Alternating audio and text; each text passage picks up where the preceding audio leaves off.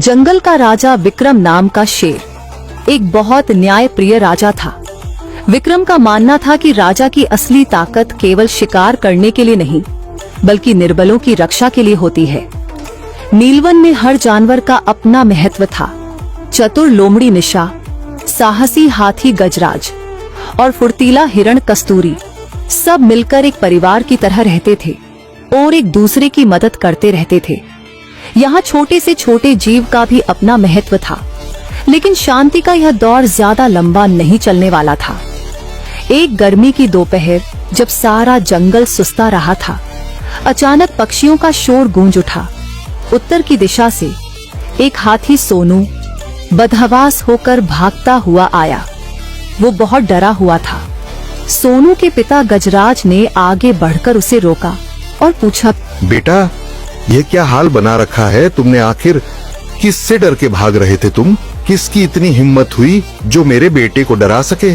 घायल सोनू हाथी ने कांपते हुए बताया, पिताजी, काल आ रहा है। पड़ोसी राज्य रक्तगढ़ जंगल का चीता क्रूर सिंह पागल हो गया है। शायद उसे अपनी ताकत का बहुत घमंड हो गया है। अब वह शिकार केवल भूख मिटाने के लिए नहीं, बल्कि मनोरंजन के लिए कर रहा है। वो कहता है अब उसे इस काम में मजा आता है और वह कल सुबह तक हमारे नीलवन की सीमा में प्रवेश कर जाएगा। यह खबर जंगल में आग की तरह फैल गई। डर के मारे छोटे जानवर बिलों में छिपने लगे। थोड़ी देर में राजा विक्रम ने बरगद के पुराने पेड़ के नीचे आपातकालीन सभा बुलाई। शेर ने दहाड़ते हुए कहा, नीलवन के निवासियों, संकट पड़ा है। क्रूर सिंह के पास ताकत है, लेकिन हमारे पास हमारा घर है। हम यहाँ के कोने कोने से वाकिफ है, इसलिए हमें हिम्मत नहीं हारनी है। ये सुन जानवरों में सन्नाटा था। तभी चतुर निशा लोमड़ी बोली, महाराज, केवल ताकत से हम उसे नहीं हरा पाएंगे।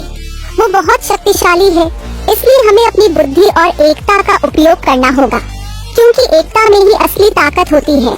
इसलिए हमें गुरिल्ला रणनीति अपनानी होगी। निशा ने एक योजना बनाई और सबको बताई। सबसे पहले बंदर पेड़ के ऊपर से निगरानी रखेगा और संकेत देगा। फिर हिरण दलदल वाले रास्तों की ओर दुश्मन को मोड़ेगा और फिर मधुमक्खियाँ अंतिम प्रहार के लिए तैयार रहेंगी। जरूरत पड़ने पर ही मधुमक्खी अपना काम करेगी। ये सब योजना तैयार करने के बाद सब जानवर सुकून से अपने अपने घर की तरफ चल पड़े। अगली सुबह जैसे ही सूरज की पहली किरण निकली, क्रूर सिंह चीते ने नीलवन जंगल में प्रवेश किया। वह चिल्लाया, आज से नीलवन मेरा है। जो भी मेरे सामने आएगा उसे मैं चीर दूंगा। ये कहकर वो जोर जोर से दहाड़ने लगा, लेकिन उसे क्या पता था कि जंगल का कोना कोना उसके खिलाफ खड़ा है और सभी जानवर योजनाबद्ध तरीके से एकत्रित होकर उसके खिलाफ खड़े हैं। क्रूर सिंह चीता जैसे ही जंगल के घने हिस्से में पहुंचा, बंदर ने ची ची करके शोर मचाना शुरू कर दिया। यह एक संकेत था बाकी सब जानवरों के लिए, ताकि वो सावधान हो जाए। तभी कस्तूरी हिरण ने जानबूझकर क्रूर सिंह चीते के सामने से दौड़ लगाई, ताकि क्रूर सिंह उसके पीछे पीछे भागे। अपने शिकार को देखकर क्रूर सिंह चीते का विवेक मर गया और वह हिरण के पीछे पीछे भागने लगा। फिर वही हुआ जो सबने मिलकर सोचा था।